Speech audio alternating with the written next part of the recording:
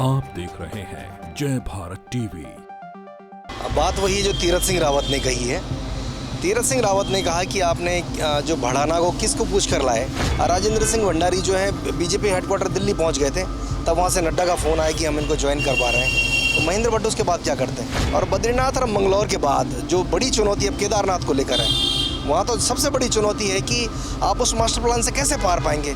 उत्तराखंड में प्रचंड बहुमत के साथ 2022 में सरकार बनाने वाली बीजेपी और उसके नेता क्या इन दिनों तमाम सियासी मोर्चों पर विपक्षी दल कांग्रेस से पीछे नज़र आ रही है या बैकफुट पर नज़र आ रही है, इसका कारण क्या है।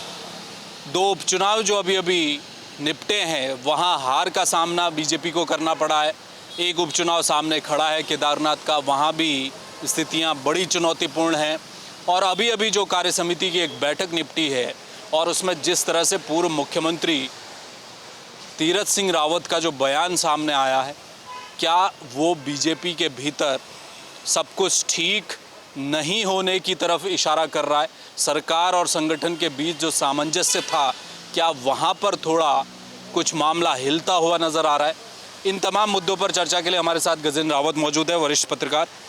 गजेंद्र जी, एक समय ऐसा देखा हमने, ये तो दूसरा टर्म है बीजेपी का, जब त्रिवेंद्र सिंह रावत भी चुनाव जीत के मुख्यमंत्री बने थे, तो हर मोर्चे पर ये लगता था कि बीजेपी लीड कर रही है। बीजेपी कोई लाइन तय करती थी, उत्तराखंड कांग्रेस उसके पीछे पीछे चलती थी। लेकिन अभी कुछ हाल के दिन में ये देखा जा रहा है, लोकसभा चुनाव के बाद भी ये देखा जा रहा है कि कांग्रेस कोई लाइन तय कर रही है, उसके पीछे बीजेपी आ रही है। क्या समग्र पूरे देश में ऐसा चल रहा है? उत्तराखंड में क्या होता नज़र आ रहा है? अब बात वही जो तीरथ सिंह रावत ने कही है। तीरथ सिंह रावत ने कहा कि आपने जो भड़ाना को किसको पूछ कर लाए। उन्होंने कहा राजेंद्र भंडारी को किसको पूछ कर लाए। और जब आप इस प्रकार के निर्णय लेते हैं तो फिर उसका परिणाम इसी प्रकार आता है जो आपको मंगलौर में दिखाई दिया, जो बद्रीनाथ में दिखाई दिया। महेंद्र भट्ट के बारे में बता रहे हैं कि उनको तो तब सूचना दी गई भंडारी को ज्वाइन कराने के बारे में जब राजेंद्र सिंह भंडारी जो है बीजेपी हेडक्वार्टर दिल्ली पहुंच गए थे, तब वहां से नड्डा का फ़ोन आया कि हम इनको ज्वाइन करवा रहे हैं। तो महेंद्र भट्ट उसके बाद क्या करते हैं। तो जब आप अपने निर्णय किसी के ऊपर थोपेंगे, अपने दल के ऊपर, अपने कार्यकर्ताओं के ऊपर, और वो जो पार्टी जो कहती है कि हम दुनिया की नंबर 1 पार्टी हैं, हम कार्यकर्ता बेस्ड पार्टी हैं, उसकी आज हालत ये हो गई कि अभी कुछ दिन पहले तो प्रेस रिलीज जारी हुई थी कि मुख्यमंत्री पुष्कर सिंह धामी ने पूरे देश भर में 60 से ज़्यादा जनसभाएं की, 100 से ज़्यादा रोड शो करें और उनका जीत के आंकड़े बताए गए, बहुत बड़ी बड़ी बातें की गई। तो जब आप पूरे देश दुनिया में जीतने की बात करते हैं तो आखिरकार ऐसा क्या हो गया कि आप अपने प्रदेश में हार गए। क्या आप अपने प्रदेश की सियासत को भूल रहे हैं या फिर वो जो निर्णय दिल्ली से थोपे जा रहे हैं उन्हीं का रेफरकेशन है ही। तो अगर इसी प्रकार से जब निर्णय थोपे जाएंगे तो इन लोगों को इस प्रकार के परिणाम के लिए तैयार रहना पड़ेगा। और बद्रीनाथ और मंगलौर के बाद जो बड़ी चुनौती अब केदारनाथ को लेकर है, वहाँ तो सबसे बड़ी चुनौती है कि आप उस मास्टर प्लान से कैसे पार पाएंगे जो आपने वहाँ की जनता को सामने दिया है। इस देश में इसके जितने समय से हमने यात्रा को देखा है, ये पहला अवसर था कि जिस दिन यात्रा शुरू हो रही थी केदारनाथ की, उसी दिन पूरी घाटी बंद थी, पूरे दुकान बंद हो गए, होटल रेस्टोरेंट सब बंद कर दिए गए। तो ये बताया गया कि वहाँ के लोगों को पूछे बिना आपने मास्टर प्लान तैयार कर दिया। वहाँ सड़कें खोद दी, वहाँ के लोगों के ढाबे तोड़ दिए, जो पंडे, पुरोहित, पुजारी, दुकानदार, होटल रेस्टोरेंट वाला, किसी को पूछा नहीं आपने। पूरा चोपता आपने तहस नहस कर दिया।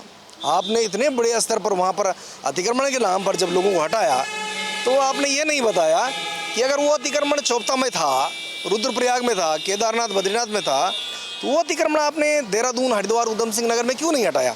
चूँकि वहाँ आपके लाखों लाख वोटर बैठ गए। तो वो भाजपा के कार्यकर्ता का एक रिएक्शन जो है इस बार देखने को मिला, ऐसा मेरा मानना है।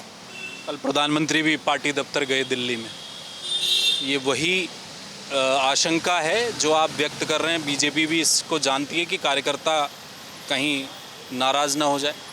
ये कुछ दिन पहले कह रहे थे कि हमने 18,000 लोग ज्वाइन करा दिए और बाकायदा कह रहे थे कि अब हमने एंट्री बंद करा दी, ज्वाइनिंग बंद करा दी है। अब ये कह रहे हैं कि भाई हम चुनाव हार गए थे, इसकी समीक्षा होगी, कमेटी बनेगी। और ये पहला अवसर है बहुत लंबे समय बाद कि 2 उपचुनाव के परिणाम आ गए और मुख्यमंत्री का बयान नहीं आया, उनके सिपा सालारों का बयान नहीं आया। सफाई देते भी कुछ बन नहीं पा रही, क्या कहें, कमेटी बनाने की बात कर रही है। मुख्यमंत्री की 5 बड़ी रैलियाँ जो है बद्रीनाथ में करवाई गई। आखिरकार जब आप अपने कार्यकर्ता को मारोगे तो वोट मांगने कौन आएगा। और फिर सवाल वही खड़े होते हैं कि जो पहाड़ को उजाड़ने के काम किए गए, जो वहाँ के स्वरोजगार लोग कर रहे थे, छोटे छोटे नौकरियाँ कर रहे थे, कोई अपना ढाबा चला रहा था, रेस्टोरेंट चला रहा था, होम स्टे चला रहा था, वो सब काम लोग कर रहे थे। आपने जब बुलडोज़र उनके ऊपर चलाया तो वो बुलडोज़र निश्चित रूप से उनके ऊपर भारी पड़ा।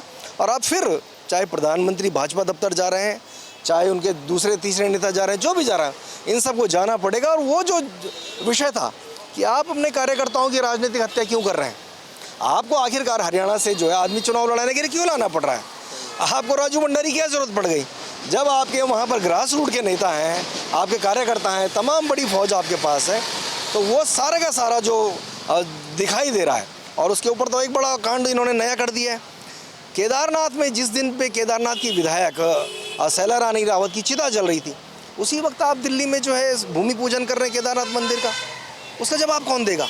ये वो तमाम सवाल हैं जो पूरे देश दुनिया में तैर रहे हैं। और इन सवालों का आने वाले चुनाव में मुझे लगता है कि और तेज़ी से उभर कर आएंगे। ये जो हिंदुत्व की राजनीति थी गजेंद्र जी, उत्तराखंड तो देवभूमि कहा जाता है, प्रधानमंत्री तो केदारनाथ आते रहते हैं, वहाँ मास्टर प्लान भी चल रहा है, बद्रीनाथ की काया बदल दी ये कहा जाता है, और एक बड़ा हिंदू वर्ग का वोट बैंक पूरे उत्तराखंड में है। इस बीच चर्चा ये हो रही है कि कांग्रेस जिस तरह से कार्यक्रम अपने तय कर रही है, और बद्रीनाथ में हार के बाद अयोध्या हुआ, अयोध्या होने के बाद बद्रीनाथ हो गया, अब वो अपनी एक रैली निकाल रहे हैं हरिद्वार से, जय गंगे जय केदार, वो पूरे केदारनाथ घाटी में चले जाएंगे करण मेहरा, और उनका वेशभूषा भी बदली हुई नज़र आ रही है। कांग्रेस वाले लग रहा है कि वो हिंदुत्व वाली जो राजनीति है वो बीजेपी का हिंदुत्व, कांग्रेस का हिंदुत्व। क्या उत्तराखंड में यहाँ पर डैमेज हुई है भाजपा? जिस प्रकार से पूरे देश में ही ये डैमेज हुआ है, वो डैमेज कंट्रोल किया जा रहा है, लेकिन ये डैमेज कंट्रोल इतना आसान भी नहीं है। अब आप बताइए कि जो केदारनाथ मंदिर भूमि पूजन का जो विषय था वो कहाँ से आया? मुख्यमंत्री खुद वहाँ आधा घंटे तक भाषण दे रहे थे, उनका वीडियो उसमें पड़ा हुआ है। उनके जो है दो विधायक वहाँ थे, भारत सरकार के मंत्री वहाँ थे। वो तो एक नई और खाई दिखाई दे रही है जो लोगों ने सोशल मीडिया से लेकर सब जगह बनाना शुरू कर दिया कि ये जानबूझकर जो यहाँ की यात्रा को ठप कराया गया। ये विषय इसलिए भी है कि ये पहली बार है कि हरिद्वार और ऋषिकेश से हज़ारों की संख्या में यात्री वापस चले गए। उनको बोला तुम्हारा ऑनलाइन रजिस्ट्रेशन नहीं है, कभी का ऑफलाइन रजिस्ट्रेशन नहीं है, और वो बड़ी निराश होकर 4 धाम यात्रा किए बिना वापस चले गए। उसका जो अब ये जो दुष्परिणाम जो सामने आ रहा है कि भाई आपने विपक्ष को एक मौका दे दिया। तो जब आप जानते हैं कि बाबा केदार का जो धाम है, उस धाम के पीछे तो उत्तराखंड के लोगों की रोजी रोटी भी चल रही है, पंडे पुरोहितों की चल रही है, आपकी गाड़ी घोड़े उसके पीछे चल रहे हैं, आपके होटल रेस्टोरेंट उसके पीछे चल रहे हैं, आपका प्रसाद बिक रहा, आपका छाता बिक रहा, सब कुछ उसके पीछे चल रहा है। और जब मोदी वहाँ अगर कैंप करते हैं, वो रात को वहाँ गुफा में रहते हैं, तो क्या आप दिल्ली में कोई नई गुफा बनाने जा रहे थे क्या? ये एक जो सारा कुछ किया कराया था, मुझे लग रहा है कि धामी के चारों तरफ जिस प्रकार से बताया जा रहा है कॉकस तैयार है, उस कॉकस के वो जाल में फंस गए हैं, और इसीलिए ऐसा निर्णय हुआ है। उस निर्णय को अब ये धीरे धीरे तोड़ने की कोशिश कर रहे हैं कि कुछ नया करवाएं। उस ट्रस्ट वाले को कह रहे हैं नाम बदल दो, लेकिन नाम बदलने से कुछ होगा नहीं। जिस ट्रस्ट ने QR कोड जारी कर करोड़ों रुपए चंदा ले लिया, उसका हिसाब कौन देगा? जो भूमि पूजन आपने करा दिया, उसका हिसाब कौन देगा? और कितनी बड़ी बात है कि जिस सरकार ने दिल्ली में जाकर केदारनाथ मंदिर का भूमि पूजन किया, उसको उस भूमि पूजन को कैंसिल करने के लिए कैबिनेट की बैठक बुलानी पड़ रही। अब कह रहे हम 4 धाम नाम से कुछ और नहीं होने देंगे। भाई ये सारा कुछ तो आपके द्वारा क्रिएट किया गया है। और कहते हैं कि जो अति है, अति का अंत जरूर होता है। तो ये जो सुबह से शाम तक लोगों को हिंदू मुसलमान, भारत पाकिस्तान, मंदिर मस्जिद मजार, इसमें जो झोंके हुए थे, उसका ये जो है निकल कर आ रहा है। और अगर अभी भी नहीं चेते तो आने वाले जो ये केदारनाथ का चुनाव है, तब तक स्थितियाँ और विकट हो जाएंगी। और बताया जा रहा है कि अब तो स्थिति ये आ गई वहाँ पर कि तीरथ सिंह रावत और जो रमेश पोखरियाल निशंक है, इन दोनों में से किसी नाम को केदारनाथ में चलवाया इसलिए जा रहा है क्योंकि जो बाकी जो लोग हैं, बाकी चेहरे फीके पड़ रहे हैं, और ये माना जा रहा है कि ये लोग शायद कुछ फाइट वहाँ पर कर पाएँ। आप कह रहे हैं कि रमेश पोखरियाल निशंक और दोनों पूर्व मुख्यमंत्रियों का नाम चलाया जा रहा है, वो क्या चुनाव लड़ेंगे वहाँ से? इस बात की बड़ी संभावना है। और जो बताया जा रहा है कि केदार घाटी में घुसने की किसी की हिम्मत नहीं हो पा रही है। जिस समय वहाँ बुलडोजर चलाया जा रहा था, ना तो वहाँ आशा नौटियाल गई, ना वहाँ शैला रानी रावत गई, ना वहाँ कोई दूसरे तीसरे जो बीजेपी के लीडर्स है, कोई वहाँ गया नहीं। मतलब ये बताया गया कि हाई कोर्ट का आदेश है और सब वही होता रहा। त्रिवेंद्र सिंह रावत को तो लौटा दिया था एक बार। त्रिवेंद्र सिंह रावत को केदारनाथ मंदिर में दर्शन नहीं करने दिया, तो वो एक बड़ा जो चीज़ें निकल कर आई, तो उसमें ये सब ये भाजपा के बीच में बताया जा रहा है कि मंथन इस लेवल पे हो रहा है कि चूँकि निशंक मुख्यमंत्री रहे हैं, सांसद रहे हैं, बहुत बोलने में माहिर हैं, तीरथ सिंह रावत हैं, इन दो नामों पर जो है चर्चा हो रही है कि बाकी लोग वहाँ जीत नहीं पाएंगे। राजेंद्र सिंह भंडारी जैसा बाहुबली आदमी जो 3 बार विधायक, 2 बार कैबिनेट मंत्री, बीजेपी की ताकत उनके साथ थी, महेंद्र भट्ट उनके साथ थे, मुख्यमंत्री धामी की 5 रैलियाँ वहाँ हुई, उसके बावजूद वो बुरी तरह वहाँ चुनाव हार गए।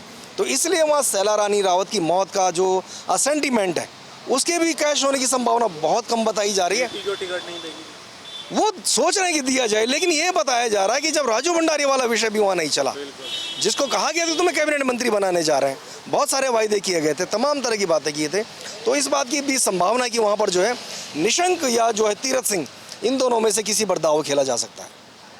बहुत शुक्रिया। Thank you. देखिए, बद्रीनाथ चुनाव के दौरान मुख्यमंत्री ने 4 इंजन की बात कही थी बद्रीनाथ में, और ये इशारा वही है कि अगर राजेंद्र भंडारी चुनाव जीतते तो क्या वो कैबिनेट में शामिल किए जा रहे थे, लेकिन बावजूद इसके चुनाव नहीं जीत पाए, तो क्या केदारनाथ में चुनौती और है। और जो बदलती परिस्थितियां हैं, हर दिन बीजेपी के लिए हर सुबह एक नई चुनौती लेकर आ रही है, दिल्ली से लेकर देहरादून तक, और उसका जवाब देने में पार्टी को मुश्किल हो रही है। तो क्या यही वजह है कि अब अपने बड़े नेताओं को आगे किया जाए केदारनाथ में, ताकि वो जो एंटी इनकम्पेंसी है, जो नाराज़गी है केदारनाथ पुनर्निर्माण को लेकर, उसके कार्यों को लेकर, पंडा पुरोहित समाज जो वहाँ पर नाराज़ है, क्या उसको डाइल्यूट करने की कोशिश है। कुल मिलाकर आने वाला समय उत्तराखंड की राजनीति में बीजेपी के लिए चुनौती भरा दिखाई दे रहा है। कैमरामैन मयूर उपाध्याय के साथ हेमभट्ट, जय भारत टीवी।